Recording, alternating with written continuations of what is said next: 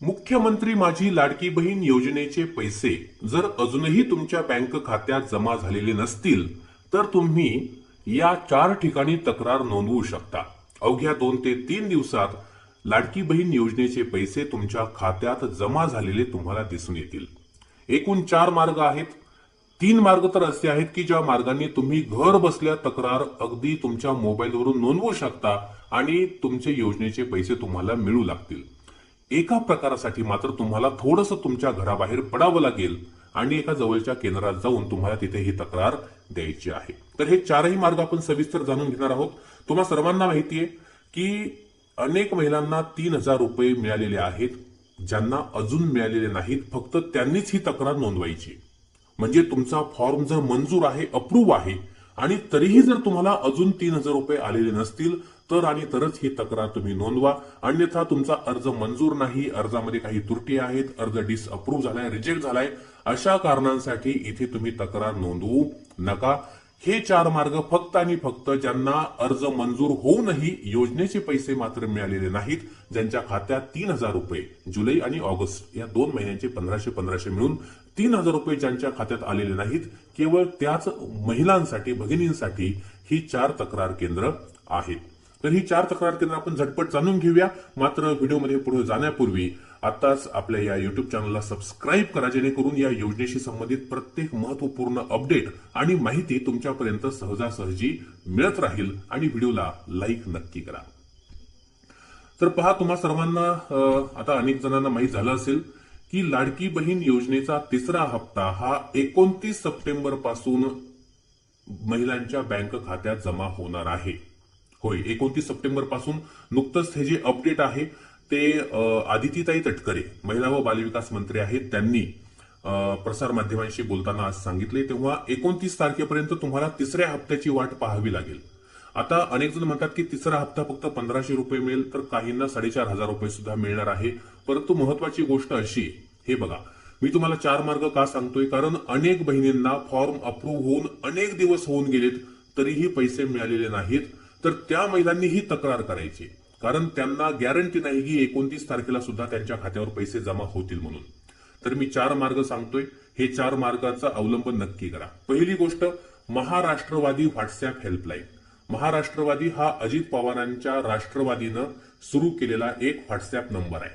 हा नंबर कोणता आहे हे पहा, 9861 71 71 71। तुम्ही काय करायचंय, हा नंबर तुमच्या मोबाईलमध्ये सेव्ह करा आणि व्हॉट्सअप त्यांना हाय असं करा, HI हाय असं त्या नंबरवरती व्हॉट्सअप करा। व्हॉट्सअप केल्यानंतर तुम्हाला तुमचा जो तुमच्या अर्जासंबंधी काही विचारणा केली जाईल की तुम्ही अर्ज कसा भरला वगैरे, तुमची भाषा काय, जिल्हा काय, मतदारसंघ काय, स्त्री आहात की पुरुष आहात वगैरे माहिती विचारलं तर ही सगळी माहिती व्यवस्थित भरा। शेवटला सांगा की आम्हाला पैसे आलेले नाहीत, त्यावरती क्लिक करा। राष्ट्रवादी काँग्रेस पक्षाकडून तुमच्याशी संपर्क साधला जातो, त्यांचा तुम्हाला कॉल येतो आणि तुमची समस्या 72 तासात म्हणजे 3 दिवसामध्ये सोडवण्याचा त्यांच्याकडून प्रयत्न केला जातो। ठीक आहे, तर हा मार्ग बऱ्यापैकी 90% महिलांना माहीत झाला असेल। आता ज्यांना त्या ठिकाणी रिस्पॉन्स मिळणार नाही त्यांना अजून 3 मार्ग शासनाकडून अवेलेबल करण्यात आलेले आहेत। कोणते 3 मार्ग? पहिली गोष्ट म्हणजे एक हेल्पलाईन नंबर आहे 181 181 181। तुमच्या मोबाईलवरून फक्त 181 नंबर डायल करा आणि त्यांना तुमची जी तक्रार आहे ती तक्रार त्यांना सांगा की माझा फॉर्म अप्रूव्ह झालाय, माझा अर्ज मंजूर झालाय, या तारखेला झालाय आणि अजूनही माझ्या खात्यावर पैसे आलेले नाहीत। तुम्हाला माहित असेल, पुण्यामध्ये पहिला कार्यक्रम झाला, ज्या कार्यक्रमात कोट्यवधी महिलांना पैसे वाटण्यात आले। दुसरा कार्यक्रम नागपूरला झाला, त्याही वेळी जवळजवळ 40-45 लाख महिलांना पैसे वाटण्यात आले। मात्र तुम्हाला हे जे पैसे मिळत नाहीयेत त्याची 2-3 कारणं आहेत। हे बघा, एक तर तुमचं आधार सीडिंग नसणार आहे, म्हणजे डीबीटी इनेबल नसणार आहे, डायरेक्ट बेनिफिट ट्रान्सफर। तुम्ही बँकेमध्ये जाऊन त्यांना डीबीटी इनेबल करायला सांगा, आधार सीडिंग करायला सांगा आणि सोबत लगेचच ई-केवायसी सुद्धा करून घ्या। अनेक महिला एक दिवस आधार सीडिंगसाठी जातात, दुसऱ्या दिवशी ई-केवायसी करायला जातात। एकाच वेळी सगळी कामं करा। आधार कार्ड बरोबर घेऊन जा, झेरॉक्स घेऊन जा, तुमचा अंगठा द्या, सही करा, परत या। इतकं साधी सोपी प्रोसेस आहे आणि त्यामुळे एका हेल्पाट्यात सगळी कामं होतील असं बघा। आणि त्यानंतर या 181 ला तुम्ही कॉल करा, कारण जोपर्यंत तुमचा आधार सेटिंग नाही, डीबीटी इनेबल नाही, ई-केवायसी तुम्ही केलेली नाही, तोपर्यंत या 181 वाले सुद्धा तुम्हाला हेल्प करू शकणार नाहीत। तर ती प्रोसेस करून घ्या आणि 181ला कॉल. ती प्रोसेस केल्यानंतर सुद्धा 3-4 दिवसांनी जर तुमच्या खात्यात पैसे येत नसतील तर या नंबरला कॉल करून तुम्ही तुमची तक्रार त्या ठिकाणी दाखल करा. दुसरा मार्ग कळला. तिसरा मार्ग आहे शक्तिदूत ऍप. जे शक्तिदूत ऍप आहे त्या शक्तिदूत ऍपवरून सुद्धा तक्रार नोंदवता येते. परंतु अनेक भगिनींनी मला सांगितलं, महिलांनी सांगितलं, कमेंट करून सांगितलंय की शक्तिदूत ऍप चालतच नाहीये. चालत नसेल तर हे बघा ताई, तुम्ही तुमच्या त्या ऍपला अपडेट करा. अपडेट कसं करायचं तर आपल्या मोबाईलमध्ये प्ले स्टोर आहे, बरोबर. प्ले स्टोर जिथून जी आपल्या घरातली मुलं असतात गेम तिथून ते डाउनलोड करतात, गेम इन्स्टॉल करतात. तर त्या प्ले स्टोअरवर जाऊन आपण काय करायचंय, नारी शक्तिदूत ऍप सर्च करायचंय आणि तिथं अपडेट नाव असेल त्याला अपडेट करून घ्या. तुम्हाला करता येत नसेल शेजाऱ्या पात्रांकडून आपल्या मुलांकडून करून घ्या. कारण ऍप जर अपडेटेड नसेल तर ते चालत नाही, असा अनुभव आहे. तर ते ऍप अपडेट करून तिथं सुद्धा तक्रार नोंदवण्याचा पर्याय, तिथं तुम्ही तक्रार नोंदवू शकता. तिसरा मार्ग कळला. आता चौथ्या मार्गासाठी तुम्हाला थोडंसं घराबाहेर पडावं लागेल. मी आधी सांगितलं होतं तो मार्ग म्हणजे आपल्याला अंगणवाडी केंद्रात जायचंय. अंगणवाडी ताईंची, अंगणवाडी सेविकांची भेट घ्यायची आणि त्यांना सांगायचं की आमचे पैसे आलेले नाहीत, तशी तक्रार आम्हाला दाखल करायची. अंगणवाडी ताईंचं प्रशिक्षण झालेलं आहे, ट्रेनिंग झालेलं आहे या संदर्भात.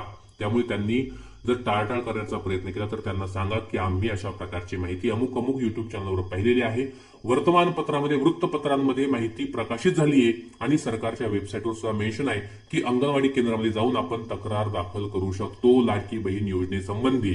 तर तिथं तुम्ही ती तक्रार दाखल करा आणि लवकरात लवकर त्या तक्रारीचं निवारण होण्यासाठी त्या अंगणवाडी ताईंकडे पाठपुरावा करा. त्यांना सांगा की तालुकास्तरीय जी समिती आहे, तालुकास्तरीय समिती नेमलेली आहे, त्या समितीकडे आमची ही तक्रार जाऊ देत. तालुकास्तरीय समितीला तिथून पुढे ती जी विधानसभा क्षेत्रनिहाय जी समिती आहे त्या समितीकडे ती तक्रार जायला हवी, तरच तुमचे पैसे मिळणार आहेत. हे बघा, हातावर हात ठेवून काही होणार नाही. तुम्हाला हालचाल करावी लागेल. कारण जर तुमचे आतापर्यंत पैसे आलेले नाहीत आणि जर 29 सप्टेंबरला आता जर तुमचे पैसे आले नाहीत तर मला वाटतं तुम्ही आशा सोडून दिलेली चांगली, कारण तुम्हाला पैसे कधीच येणार नाहीत. तर पहिली गोष्ट, बँकेत जाऊन ई-केवायसी करून घ्या, आधार सीडिंग करून घ्या, डीबीटी इनेबल करून घ्या. 3 गोष्टी लक्षात ठेवा: आधार सीडिंग, डीबीटी इनेबल, ई-केवायसी. 3 गोष्टी आपण करायच्या आहेत. 3 गोष्टी एकदा करून झाल्या की त्याच्यानंतर आपण, मी तुम्हाला हे जे 3-4 मार्ग सांगितले, या 3-4 मार्गांचा अवलंब आपण करायचा आहे आणि बस आपला प्रॉब्लेम सॉल्व्ह व्हायला पाहिजे. जर झाला नाही तर कमेंट करून सांगा. आपण तुमच्या सर्व कमेंट अगदी वारंवार त्याच्यावर व्हिडिओ बनवू आणि शासनाला बाध्य करू की लाडकी बहीण योजनेचे पैसे या पात्र महिला भगिनींना मिळायलाच हवेत.